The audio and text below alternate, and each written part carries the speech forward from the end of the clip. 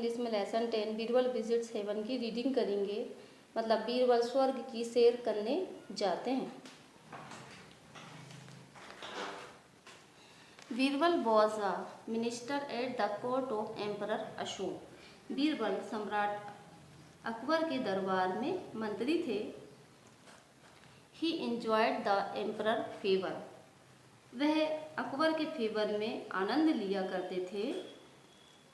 The other courtiers became jealous of him and were always making plans to bring out his downfall. जो दूसरे courtiers थे वे बीरबल से जलते थे और उन्हें नीचा दिखाने का प्रयास करते थे। Once two of the courtiers got together and thought a plan for carrying it out. They needed the help of the emperor's barber. They got his cooperation in return for a large bribe. एक बार दो दरबारी एक साथ मिल गए और उन्होंने एक plan सोचा।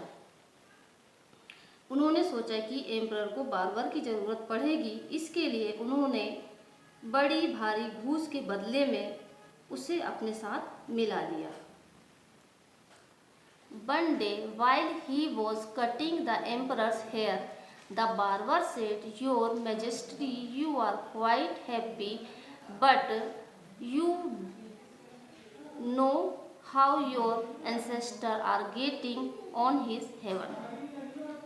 एक दिन बार्बर एम्परर के बालों को काट रहा था तो बार्बर ने कहा, महाराज आप तो बहुत खुश हैं।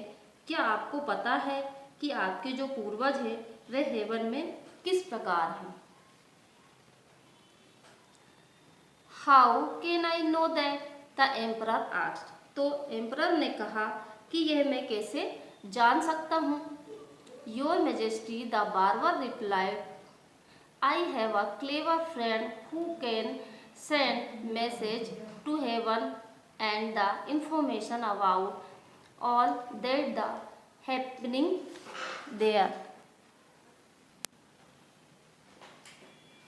महाराज मेरे पास एक क्लेवर दोस्त है। वह स्वर्ग में संदेशों को भेज सकता है और वह वहां की इंफॉर्मेशन दे सकता है। The emperor thought that the barber was being foolish, but just to please him he said, "Your friend must be very clever indeed. Ask him to send a message to heaven and find out about my ancestors." Emperor ने सोचा कि जो barber है वह मूर्ख हो गया है। वह बार्बर को खुश करने के लिए बोले, क्या तुम्हारे दोस्त सच में क्लेवर है? उनसे कहो कि मेरा एक संदेश स्वर्ग में भेज दे और मेरे जो पूर्वज हैं उनके बारे में पता लगाए। After a few days, the barber came to the emperor again and said, "My friend is ready to send a message to heaven, but he needs a messenger to carry it. He does not know whom to send. Not everyone can go where only good people live. Only a wise man should be sent to heaven. Perhaps Birbal could go.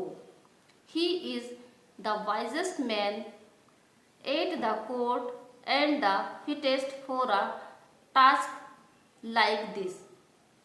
कुछ दिनों बाद barber सम्राट के पास आया और बोला, मेरे जो दोस्त हैं वे स्वर्ग में मैसेज देने के लिए तैयार हैं। उसके लिए एक दूत की ज़रूरत है।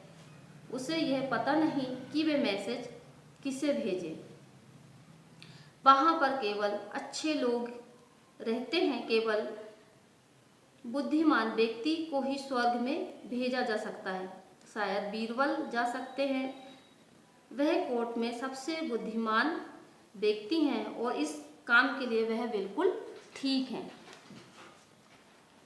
When the emperor heard these words of the barber, he suspected that the barber and some others at the court were planning some harm to Birbal, but he hid this suspicion from the barber and said, "All right, Let Birbal go ask your friend to arrange his visit to heaven.